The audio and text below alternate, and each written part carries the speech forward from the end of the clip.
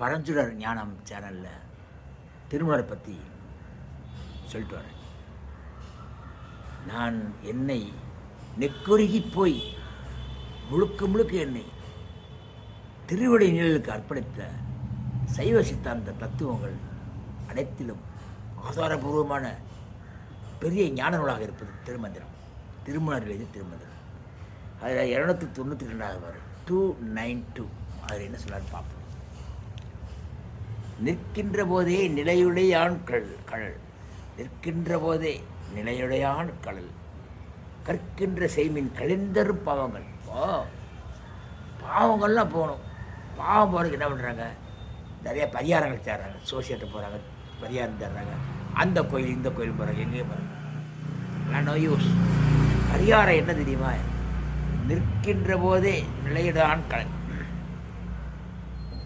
அதாவது சொற்குன்றல் இன்றி தொழுமின் தொழுதமை. நல்ல ஒரு குற்றமில்லாத மனதோடு இரண்டு தொழுது கொண்டிருந்தால் மற்ற ஒன்று இல்லாத மணிவிளக்கு அமையும்.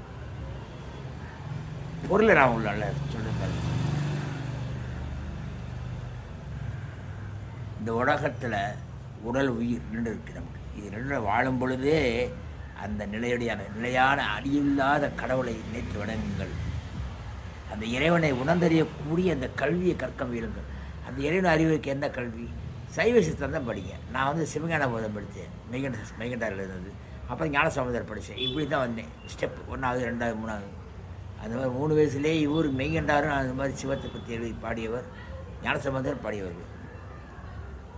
அப்போது இவரை வழிபட்டால் கழிந்தரும் பாவங்கள் போகிறதுக்கு என்ன செய்யுது? எங்கே போகுது? அங்கே போகிறதா பரிகாரம் பண்ணுறதா, அந்த சோசியல் இந்த சோசியல் பார்க்குறதா? அதெல்லாம் ஒன்றும் கிடையாது.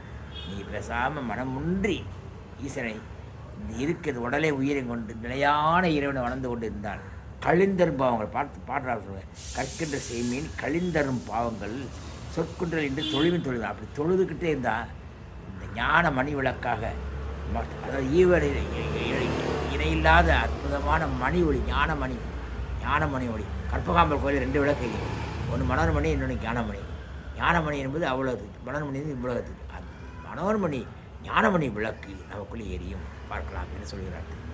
சப்ஸ்கிரைப் பண்ணி லைக் சார்.